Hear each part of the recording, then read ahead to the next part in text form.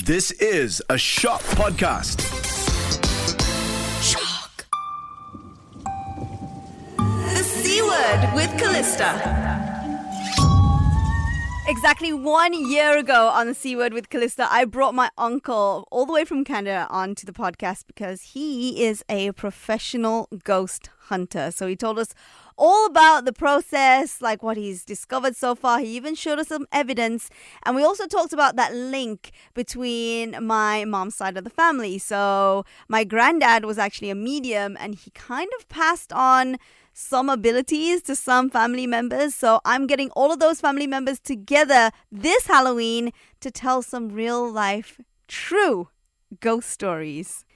This is going to be a 2-episode Halloween special for the C Word with Calista. And I think we should start at the beginning. So Uncle Wally, welcome back to the show. I know we talked a lot about the stories you had during your investigations, but I was wondering if you had any specifically family related. And of course, Mom is here as well to tell her stories in a bit. And obviously, most people that are listening to this are not going to be family. So just a little backstory.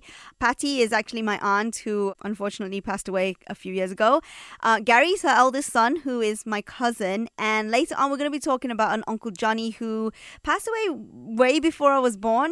So, yeah, those are the main characters of the stories today. I know we talked about a lot of the stories that you had when you did investigations, but I was wondering if you had any stories that were family related. I do. I have one because I did, like when we had the chat last October, we went through a lot of instances of experiences and stuff like that. But believe it or not, this one, it didn't happen to me, but I got involved in it because it was happening to Patty, your Aunt Patty. She was in bed, obviously sort of settling in to go to sleep. And John was in the washroom, which was just across the hall. And Patty heard a voice calling, "Where are you?" So, of course, she shouted to John and asked him. She said, "I'm here. I'm in the bedroom. Why are you asking where I am?" And John came out and says, "I never said anything." So, of course, Patty's now sort of getting a little bit, and she's laying down in the bed and she could hear something at the bottom of the bed, like a rustly type of, movement type of sound. And she couldn't figure out what it was. And she's just staring and staring and staring. And then she saw like a bit of movement coming up from the bottom of the bed. And it looked grey and round.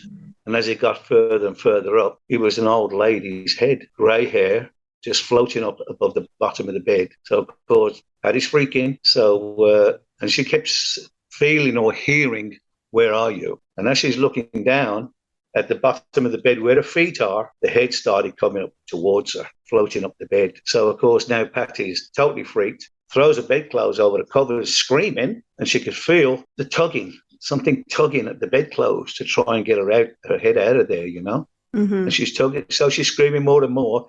And then the tugging pulled really hard, and it was John saying, "What's the matter with you? All you're doing is lying in bed screaming." And of course, Patty said, his head came floating up from the bottom of the bed. I don't know what it is with old ladies in our family, but this was another old lady. Anyway, so she brought it to me, and I went to the house and had a good look around, checking for, what things could have been moving around and all this sort of stuff. But there was nothing. This was a couple of days later. But I did actually do some research on the house, and it was actually built over the top of a filled-in quarry. Now, as to whether there's anything down in that quarry, I couldn't tell you. I'd be more surprised if there's not. Frightened Patty really bad. And I don't know whether Gary remembered that. I don't remember if Gary was around, if he'd remember that at all. But I didn't see anything or do anything. I just sort of kind of investigated, if you want a better phrase. But it really shook Patty up. Okay, so that is my story. And I hope you sleep well at night. And don't make sure you got a light on just in case, because you just never know, do you? Make sure to tuck the bed sheets in properly. Yes. But you said Patty was the one who had the strongest part of the gift, I suppose. Yeah, right? Yeah, possibly. Yeah. Yes. She did a lot of writings and all that sort of stuff, similar to myself. But, it's just there. Everybody has it. It's not Yes.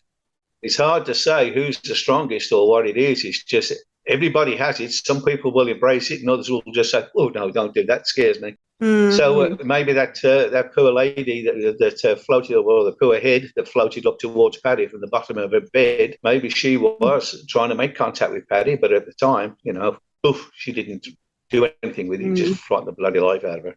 So this was probably before she kind of embraced it, because you said she did a lot of other stuff after that, right? I should imagine, yes. I should imagine. She hadn't long got married, that's for sure. So she was young. So, she got married before we did.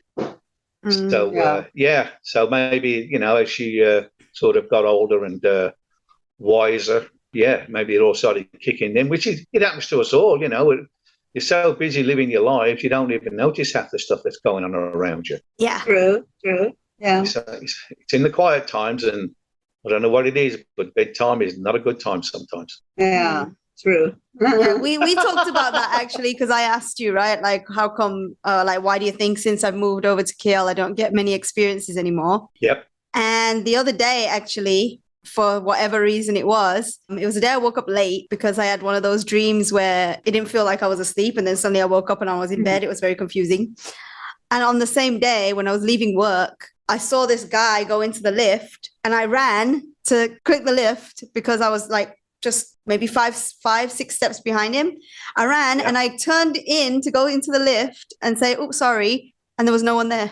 Wow. That's the first time something like that has happened since I've moved here. Did you get on the lift? I did, because I stepped in before I realized there was no one there. Then I was just standing. I wasn't scared, but it was just really weird because clear as day, someone was walking into the lift. It was a guy, looked like he worked there, but there was no one inside. Yeah. It's weird. Yeah. Well, was he wearing black? clothes? No, he wasn't. He was wearing just like normal navy blue kind of t-shirt, longish hair, like guy's hair, not very tall. Yeah. The next day, actually, my best friend's dad, she's also my colleague, passed away. Oh. So I don't know whether that has anything to do with it, because she has a lot of issues with dreams and her dad used to have the same nightmare problems as well. So I don't know. It's a theory, but it was just a very strange... There's a thing there they call them forerunners, where you can see something like that, and then the next day, it's something will happen to somebody close to you. So they could have been a forerunner. What you should do is to check, see if there's any incidents of anything like that happening in that place, in the lift. If anybody sort of passed away going to the lift, or just may have seen that too. Yeah. I wouldn't be surprised. That building has a lot of stories. But is it an old building? Not very old, but I think it was built on I'm not really sure, but what I've heard is I think it was built on a swamp or something. Ooh. Or something like that. And there were a lot of things that happened in that building itself, but it's been cleansed a couple of times. So wow. Yeah. Something, man. They've had to cleanse it a couple of times. Yeah. I mean, we've all had experiences actually in the building, like all the announcers. So, but what about you, Mom? You said you had one story, which that's not true. Well, my story is a long time ago, actually, when I first came to Malaysia. And the first time I came to Malaysia was in about 1982. And actually, it's just Granddad's house where they eat outside, and you can see the window. You see through the window, right? So when I first came to Malaysia, we was eating outside there, and I looked across and I could see somebody through the window, and it was my brother Johnny. Yeah? Oh, wow. Yeah. Didn't I tell you that before? No, you never told me that one before. Well, maybe I did, but it was a long time ago. And he was there in his white T-shirt, looking out the window at me. I just looked at him, and he sort of just looked at me and and then he turned around and walked away. Wow. This was where? Where was the window? Yeah, through the window in Malaysia. In okay, sorry. What we call Calista's granddad's house, because in Malaysia we eat outside, like over a roof area, and then the house is there. Because it's hot, right? So people eat outside. So we was eating outside, and I just looked over. Yeah, and Johnny was in the window looking. Oh, awesome. Yeah. Awesome. That must have been nice for you then. It was, At the time, I thought, he's checking up to see if I'm safe in a strange country. It had only been about a year. I think it was about a year since we lost him. It was, I hadn't got the kids then. It was my first time in Malaysia. Yeah. 1982. yeah. That But it was was a definitely big trip Johnny. on your own too, in a sense. It's a Yeah, big trip like yeah. that, you know. And yeah. And it was Did definitely you? Johnny, definitely. 100% it was Johnny. Oh yeah. Did that make you feel like he was like saying, like approval, like? Yeah. I wasn't scared. I just thought he's checking up on me to make sure I'm safe. Yeah. Yeah, I'd agree with that one. Yeah. Oh, cool.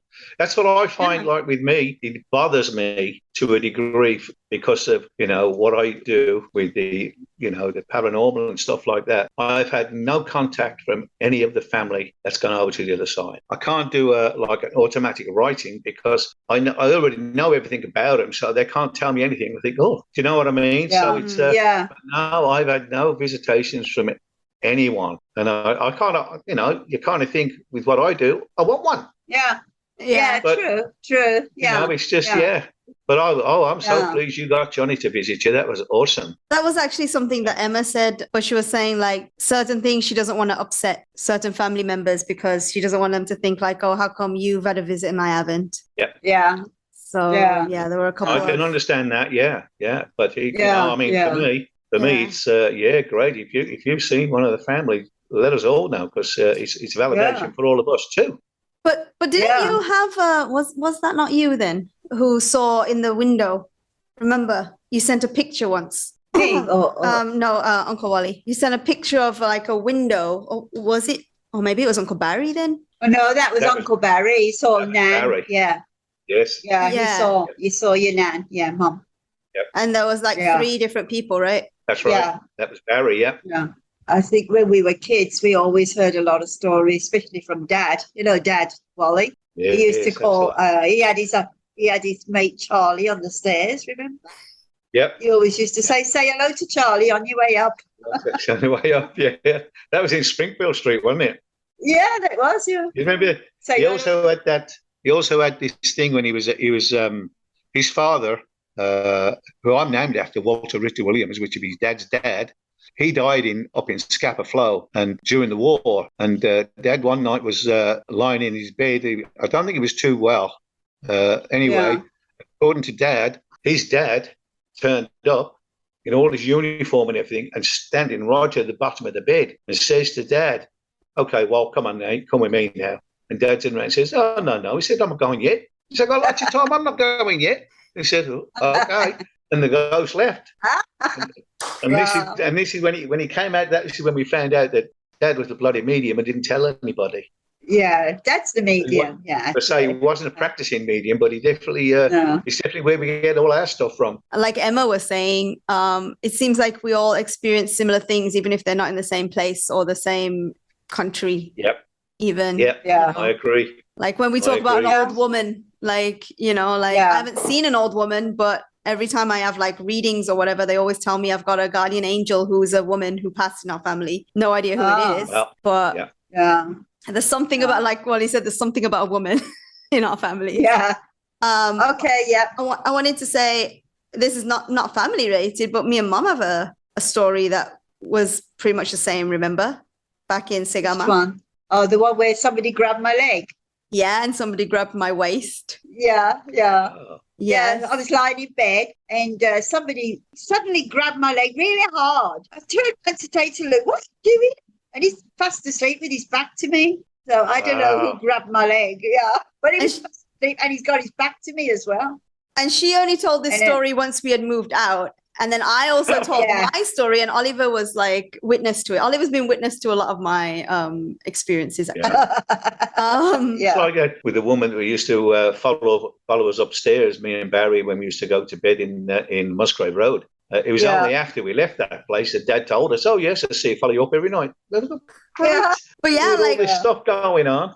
When for me it was the same thing. Like I woke up to someone like squeezing my waist and could feel the finger imprints and everything. And I turned around to hit Oliver because I thought it was him because he likes to be annoying. I turned around and Oliver's back was facing me. So we both had a similar situation, but we just didn't know we had the same thing happen. Yeah. All right. So I'm on with my cousin Emma, who we kind of grew up together before I obviously had to leave the country. And we've all had kind of like our spooky experiences, right? Yes, we do. So what would you say was the most creepiest thing that happened to you? I wouldn't say creepy, but the most sticks out the most for me is the one where obviously Lisa was there as well at our Nanny Williams's house. I mean, we always had vibes with Nanny Williams's house. I mean, you were quite young if you remember. I mean, obviously I remember you really well there. I don't know, you always had a bit of a heebie-jeebies going around Nan's house. I did. Sometimes. No, I did. We all did. You did. Okay. I don't know if you remember if you were young. I don't know if you remember. We all didn't really want to go to the toilet on our own. And then, we, you know, Nanny had passed. Bless our Nan. She had passed and Karen had the house and I went there for dinner with Lisa. So we went for tea. Karen's in the kitchen and something made my head just turn and I seen a black shadow walking, arms the lot. No way you could deny what it was. It was a human shape. And Lisa's looked at me and she went, "What have you just seen?" I went, "I've just seen a black shadow." She went, "I know I have." So I went, Karen, who's in the house? Lisa's just so calm. Just for context, Lisa is Emma's sister, who we will have on the podcast as well. And Karen is our aunt, who swears she's never really had any creepy stories, but I don't know whether I believe her or not. So... Yeah, I think they did. I think they think Uncle Wally went round Nan's house and done a few checks one day, you know, with the orbs. But it's quite rare that you get two people seeing an apparition of shadow at the same time. I mean, I'd say it was more than a shadow, but it was more than a shadow. It was like a dense black do. I can't describe it because I'm on video, but I turned my head and it was tall. The hands were moving in like that position. So walking, it was going like that. So when you told Karen, like, did she just like go and check just in case it was someone in the house? No, she just said it's Uncle Johnny or Darren, but we don't know that. That's something we don't know. But I think Karen found comfort in that, but we don't know. Could be. That's something we don't know. There was no recognised face thing. It come from Nan's room as well. So it actually walked out of a room and went straight into the coat rack. Clear as day. But when you told her, she wasn't like... No, she wasn't phased at all. She's like, "Oh yeah, it's probably only Johnny or Darren." That means she must have seen it before. Yes, I reckon so. I mean, the shadow person, Chloe and Lola had seen him. It's a male. That's one thing we're sure of. It's male. Chloe has said that she's seen him too. Not at Nanny Williams's house or other places. So that's what I was going to say. Something with that. Well, it's not something you go out because you're classed as crazy, aren't you? Or yeah, of course. Did you see it? Did you feel it? You've got all the stigma against something like that. But we have seen it and there's no other way. We're not like, it was there. Mm-hmm. I had a witness, my own sister, and I seen it and I felt it. And he weren't scared of it. I was shocked. I was like, "Oh, what was that?" And I did, you know, but I didn't feel like it would harm me in any way whatsoever. Mm-hmm. But I definitely seen it. And there's no denying. Can you look after my mum? But it was a dream. It was definitely a dream. I know the difference. Then the next day, I've gone downstairs and with Chloe, and she's gone, "Mom, your friend with the same name's on top of the stairs." And she said hello, and I was like, "Rrr." So your stomach and it goes in. I was like, "Oh." So I went out and I was like, "What does she look like?" And she was like, "Chloe." She didn't say any more. Couldn't describe her. So I don't know what she's seen. I didn't see it, but I felt it. And I went to my mum and went, "Ooh, tell me, Mum." But yeah. Chloe was only like, what? Three at the time, in the middle of our beds, just, you know, as it is. And then another experience I've had was with my granddad, Dickie, and I was a child then. So I was about 7 or 8 when he died, and I didn't understand it. I was very close to him. He's my Irish granddad. And I get upset a little bit because, you know, I didn't understand it at the time. But he opened the door while I'm staying at my nan's, and he opened the door and he come in and he was dead. So I don't know how to explain that. So I'm screaming the place down. He opened the door. The only reason what woke me up was him opening the door, and it went around the carpet. Don't forget, this was in the 80s when the thing different. Anyway, when I screamed, my nan said, "Get into bed with me." All I could hear was shuffling up the hallway, where that's what my granddad used to shuffle because he had kidney cancer. And then my nan told me that she's seen him too, and he walked straight through into the living room and to the kitchen. But my nan's no longer here now to share the story. But she didn't dismiss me. She didn't dismiss me and said, "Oh, Emma, it's all in your head." She said, "No, Emma, I've seen him as well." You might notice this name from Emma's stories earlier on. This is actually Emma's sister, my cousin Lisa, the one who she had that experience with where they saw the same thing.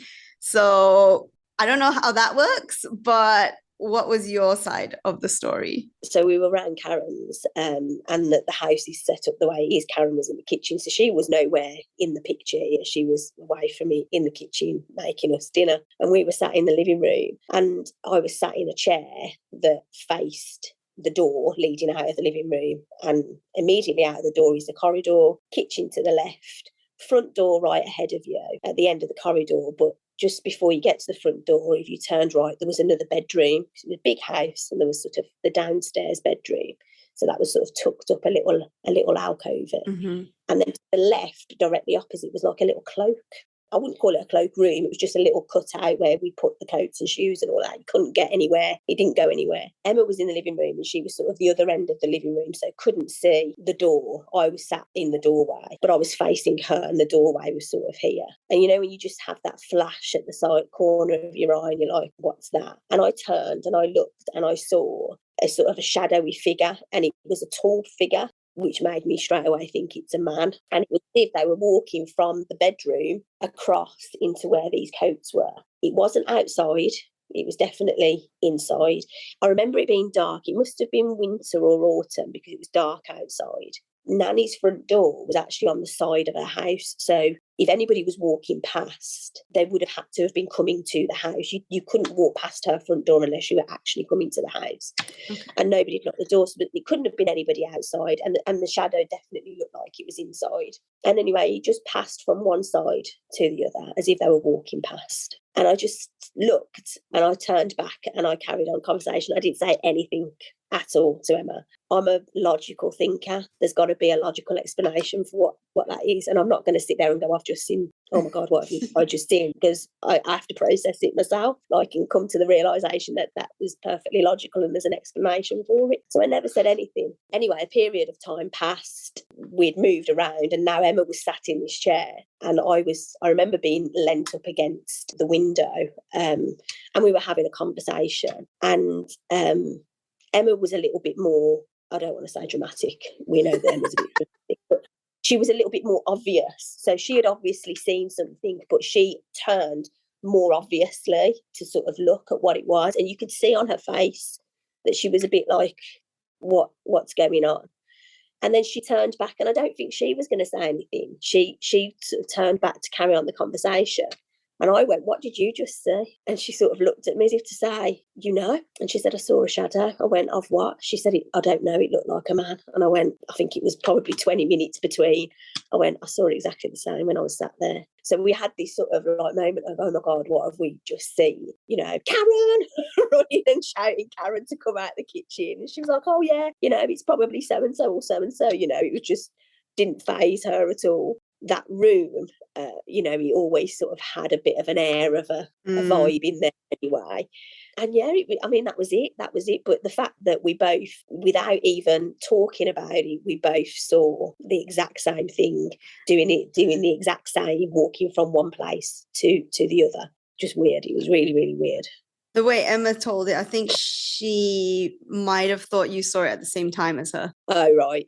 No, yeah. I definitely saw it first because I remember thinking I ain't saying anything about that. And it was only because she did this obvious head turn. And I was like, what have you seen? I genuinely, there's two things that I remember as if they happened yesterday, and that's one of them. It's going to be interesting when you both listen to each other's retelling of the story, because it's kind of similar, but there are like I said, from her perspective, it sounds like she thought it was at the same time. No, definitely not. And we've never talked about it. We did then. And if ever she goes, oh, do you remember that time when? And I'll go, yeah. But we've never actually sat and had a conversation since really about it. So I was genuinely interested to hear how, because it was a long time ago. And this would have been probably following the sort of when we lost Nanny and we lost Darren. So it would have been back then. So what, 98 time, around 98. So it's a very, very long time ago. There's certain things that I just remember, and I do remember that as if it was yesterday. I even remember what Karen cooked us for dinner. Like, that's how much I remember it. It's just fixed in my brain. And then you had another story that you wanted to tell that you said really stuck out to you as well. Yeah, I guess what was quite significant about this one is it involved Jane, our cousin Jane.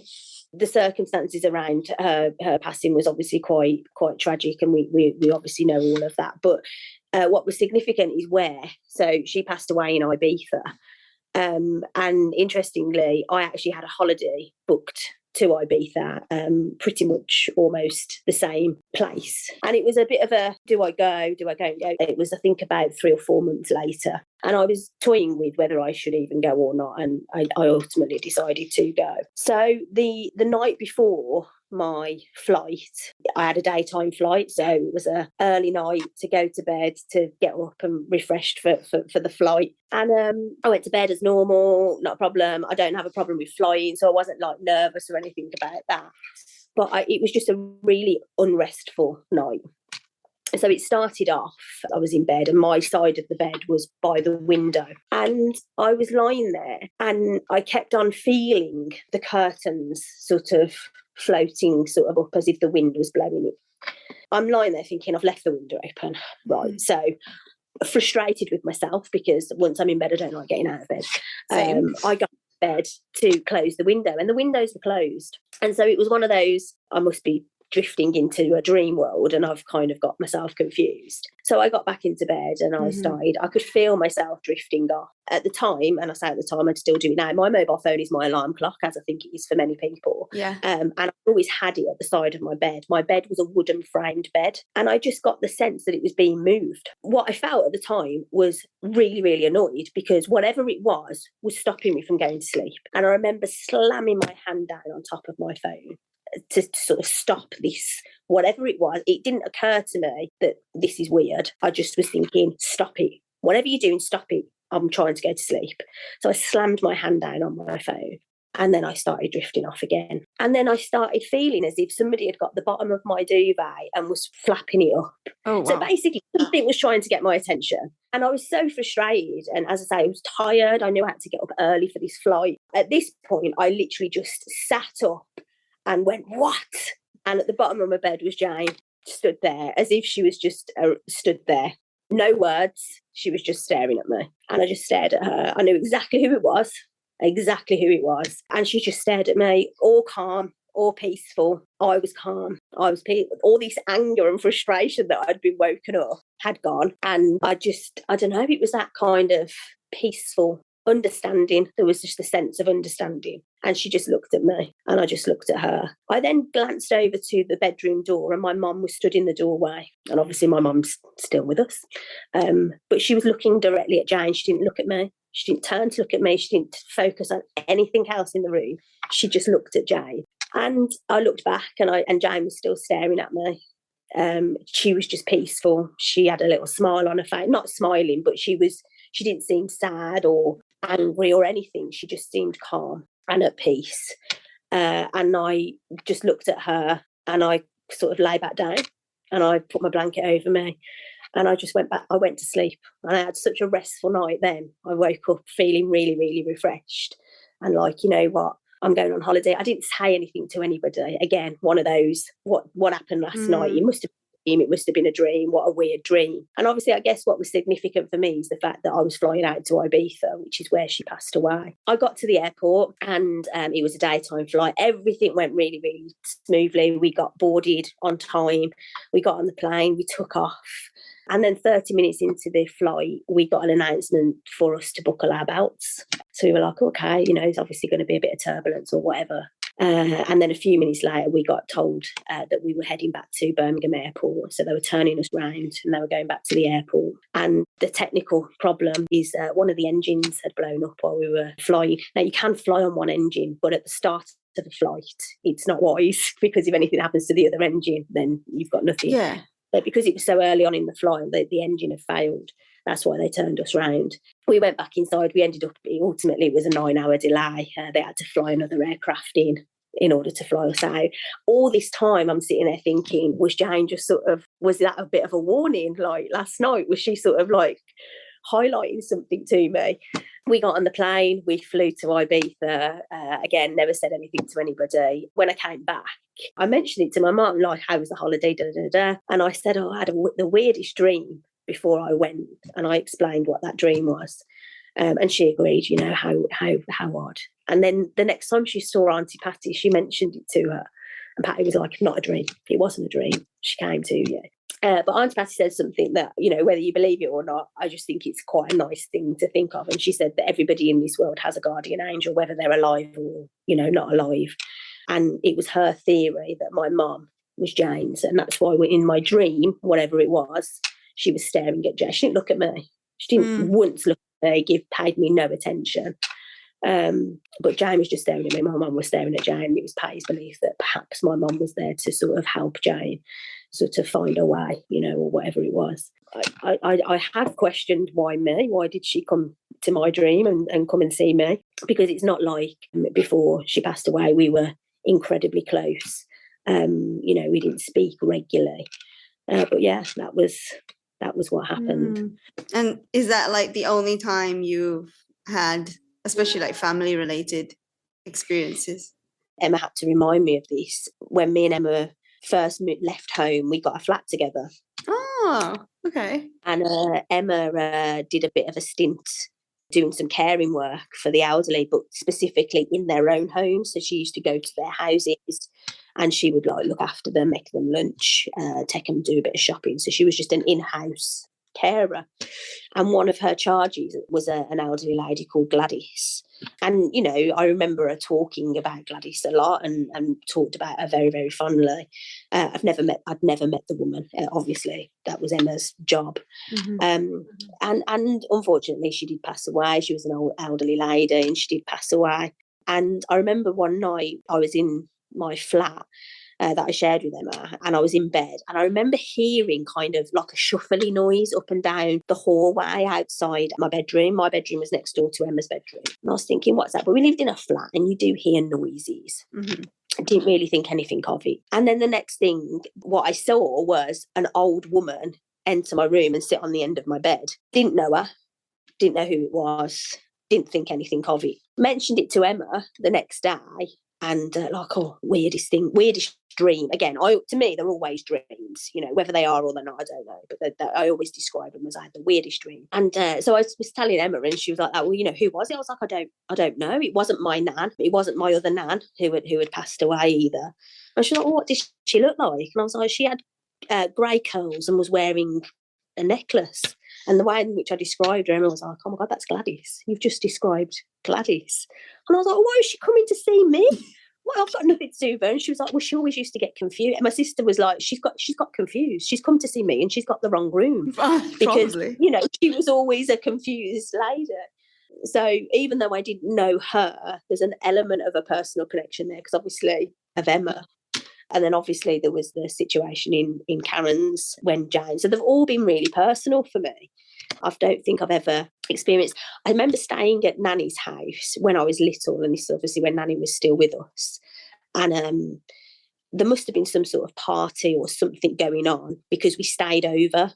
And I remember staying over in one of the bedrooms, and I think I shared the room with my mum. I don't know where my dad or Emma was, but I know that I was definitely in there, and I'm sure it was my mum. And I remember having a weird feeling in the bedroom. I don't really know what it was. I vaguely recall seeing, again, image, shadow, figure. I wasn't scared, just didn't really know. And I remember it was a really unrestful night, so I didn't sleep much. Never said anything, I was only little. And again, when I've told that story afterwards, as I've got older, before I've even finished it, they've all gone, oh yeah, bedroom next to the bathroom. I'm like that, yeah. So I don't know whether there's something in that room that other people have also experienced, because they seem, before I'd even told the story, they seem to know exactly which bedroom I'm referring to. I got the shivers so many times during these recordings because I just know that they're true, because they're some things that I've experienced myself as well. And like I said, there is that family link that I didn't want to believe for the longest time, but right now I can't deny that it's there. So that was the end of episode 1. I'm going to bring on more of my cousins. I've got my aunt coming on as well. That will be in episode 2 in a couple of weeks' time. So thank you for joining us on The C Word with Calista, and I'll see you next time. The C Word with Calista.